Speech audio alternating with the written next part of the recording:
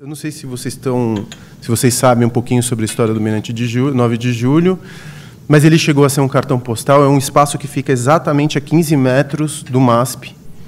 Ele fica bem nas costas do MASP, teve bastante interesse da mídia nos últimos tempos.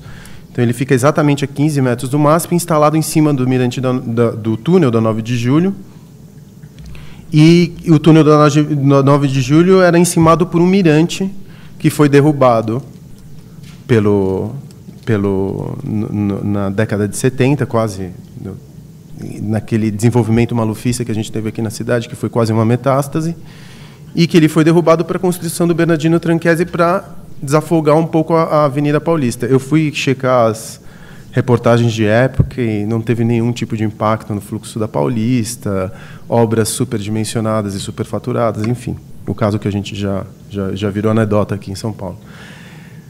E o Mirante da 9 de Julho, ele foi construído para que quem ia no Belvedere Trianon, que foi a construção que foi derrubada para primeiro se construir o pavilhão que deu origem à primeira Bienal de São Paulo e posteriormente o MASP, ele foi construído primeiro porque era uma prática da arquitetura francesa na época e segundo porque a elite que frequentava o Belvedere Trianon na década de 30 e 40 podia subir até o Mirante para observar suas residências ali no centro da cidade.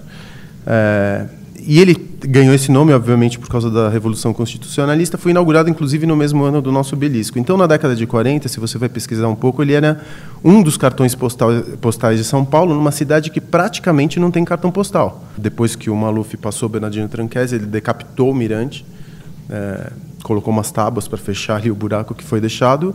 E, para vocês terem uma ideia, o mirante não tinha nem logradouro público mais.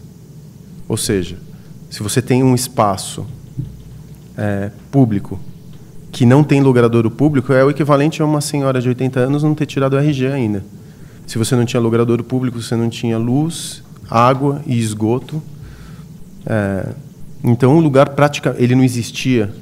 Ou, se você vai procurar informações dele, quando a gente começou a procurar informações sobre ele na Sub da Sé, foi difícil resgatar, porque grande parte da Sub da Sé, naquela época, naquela administração, nem sabia da existência do Mirante da 9 de Julho. Ou do que um dia tinha sido o Mirante da 9 de Julho.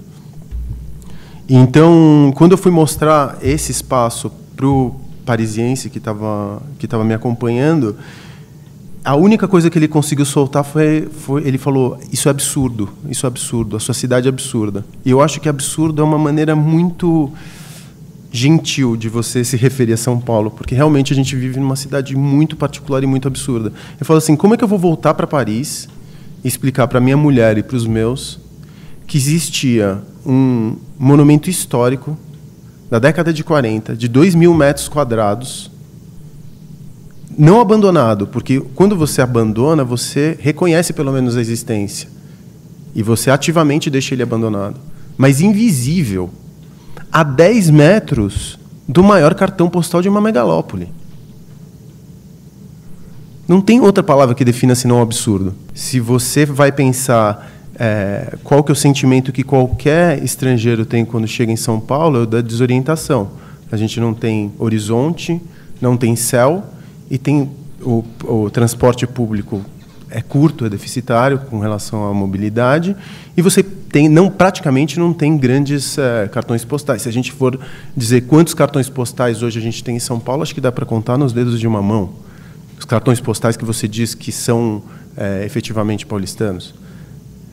Basta comparar com o Rio de Janeiro, que é uma cidade que todo mundo tem alguma ideia, ou psiquicamente já conseguiu construir na sua cabeça o que é o Rio de Janeiro, mesmo não tendo visitado lá. Então, voltando à história do Mirante, eu acho que lá ao redor da Paulista, obviamente, que você não vai revitalizar nada. Você tem talvez uma mudança da maneira como você olha para a Paulista. E essa maneira como a gente olha para a Paulista, ela está mudando. Há muito pouco tempo, talvez 3 ou 4 anos, a gente olhava para a Paulista com uma certa pena. A gente olhava para a Paulista com...